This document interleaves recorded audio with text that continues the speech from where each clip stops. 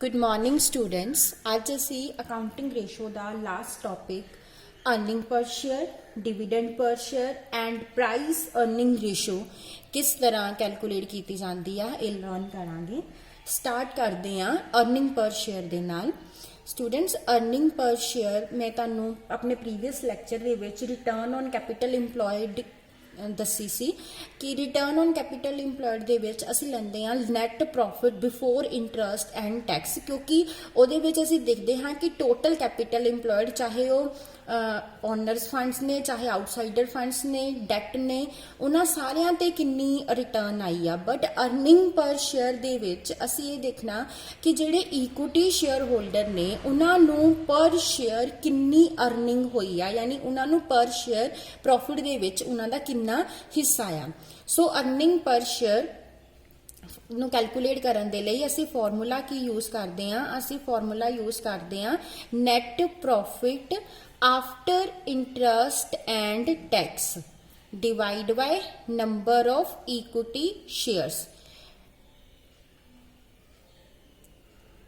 Net profit after interest and tax लेना means after the payment of interest and after the payment of tax जो profit बचेगा for the equity share holder तुसी वो लेना आ और उन्होंने डिवाइड करांगे नंबर ऑफ इक्विटी शेयर्स दे नाल ते साडा अर्निंग पर शेयर निकल आएगा।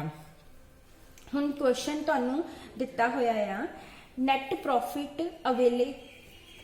Available to equity share holder 1 lakh है और नंबर ऑफ इक्विटी शेयर 25,000 है। 83rd क्वेश्चन है तुहाडी बुक दे विच।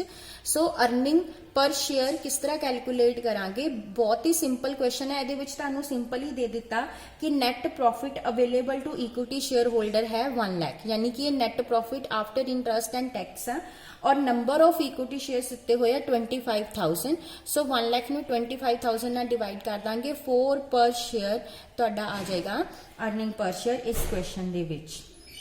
नैक्सट क्वेश्चन दे विच तुहानू जो प्रॉफिट दिता है वो बिफोर दिता होया net profit before interest and tax. Before interest and tax net profit given आ 1 लाख। हुण क्योंकि ये बिफोर आ, मैं तुहानू पिछले लैक्चर दस्सिया सी कि बिफोर नू आफ्टर च कन्वर्ट करने लई माइनस करीदा और आफ्टर नू बिफोर च कन्वर्ट करने लई प्लस करीदा। सो हुण इत्थे असी बिफोर नू आफ्टर च कन्वर्ट करना। सो असी सब तो पहला इहदे विचों माइनस करांगे इंटरस्ट। इसे क्वेश्चन दे विच तुहानू 10% डिवेंचर दिते होए आ। सॉरी स्टूडेंट्स, नैट प्रॉफिट 70,000 दा आ। 10% डिवेंचर दिते हुए 1 लाख दे। सो 1 लाख दे डिवेंचर्स नूं तुसी 10% रेट ते इंटरस्ट देना। सो 10,000 तुहाडा आ गया इंटरस्ट। सो तुहाडा प्रॉफिट आफ्टर इंटरस्ट कितना आ गया 60,000 दा। हुण असी इहदे विचों माइनस करांगे टैक्स। टैक्स रेट 30% गिवन आ। सो तुसी 60,000 ते 30% टैक्स ला देना। सो 60,000 का 30% कितना आ जाएगा 18,000 और जो तुसी 18,000 60,000 चो माइनस करोगे तो तुहाडा net profit after interest and tax आ जाएगा 42,000। हुण इसे क्वेश्चन दे विच earning number of equity shares ने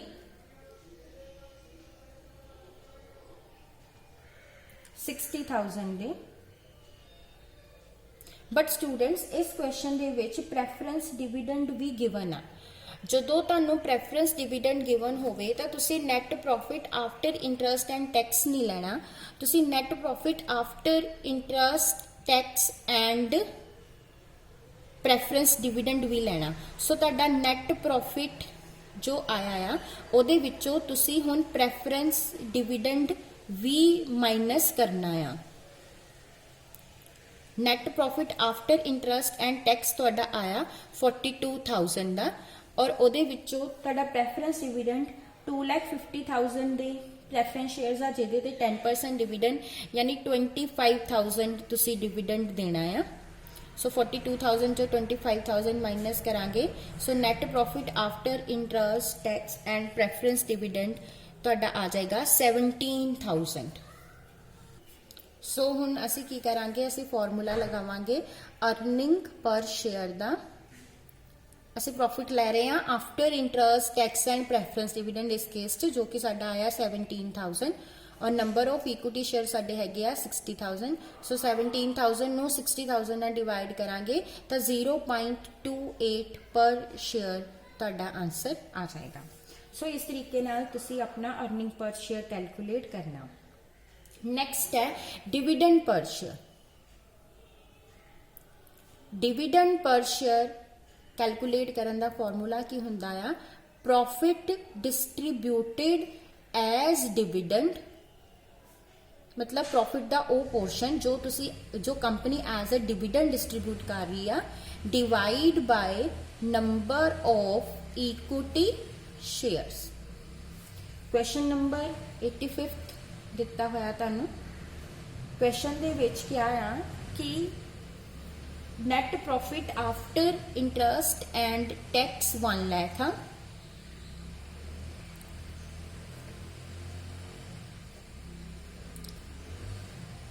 और कंपनी उदा 50% एज अ डिविडेंड डिस्ट्रीब्यूट कर रही है। So profit distributed as dividend 1 lakh दा 1 लाख दा 50% करांगे। So profit distributed as dividend कितना आ गया 50,000 दा। हुण असीं फॉर्मूला लगावांगे डिविडेंड पर शेयर दा।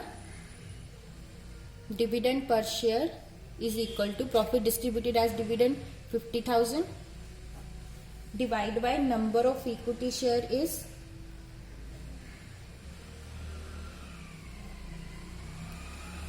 10,000। सो तुहाडा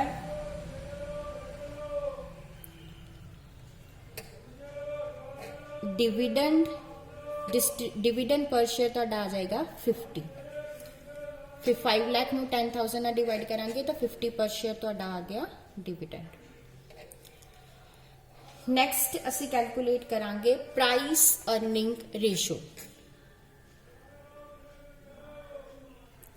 प्राइस अर्निंग रेशो का फॉर्मूला की हुंदा आ, जिदा कि अगे प्राइस लिखिया नैक्सट अर्निंग, सो उपर लेना मार्केट प्राइस पर शेयर और नीचे लेना earning per share. So market price per share नू अर्निंग पर शेयर ना डिवाइड करा। सो स्टूडेंट्स क्वेश्चन नंबर 87 तुहाडी बुक च दिता होया। ਇਹਦੇ ਵਿੱਚ ਅਸੀਂ market price per share 50 given है and earning per share 5 given है। सो प्राइस अर्निंग रेशो किस तरह कटांगे, market price per share divide by earning per share 50 divide by 5 10। इसी तरह क्वेश्चन नंबर 88 तुहाडी बुक च दिता होया, ਜਿਹਦੇ ਵਿੱਚ मार्केट प्राइस पर शेयर 100 आ एंड अर्निंग पर शेयर 10 आ। सो 100 ਨੂੰ 10 ਦੇ ਨਾਲ डिवाइड करांगे तो तुहाडी प्राइस अर्निंग रेशो जो आ जाएगी 10 आ जाएगी। स्टूडेंट्स जिस तरह मैं तुहानू डिविडेंड पर शेयर का फॉर्मूला लिखाया, कई वेले कुछ क्वेश्चन की हुंदा आ कि कई वेले कुछ कंपनीज जो कि बुक वैल्यू हुंदी आ शेयर की ਉਹਦੀ 1% एज अ डिविडेंड डिस्ट्रीब्यूट कर दिंदी आ। सो उत्थे फिर तुहाडा जो फॉर्मूला मैं ऑलरेडी तुहानू दस्सिया वो नहीं लगना, उत्थे डिफरेंट फॉर्मूला लगना। क्वेश्चन नंबर 86 ਦੇ ਵਿੱਚ तुहानू दिता होया आ कि dividend of 40% is declared on equity share.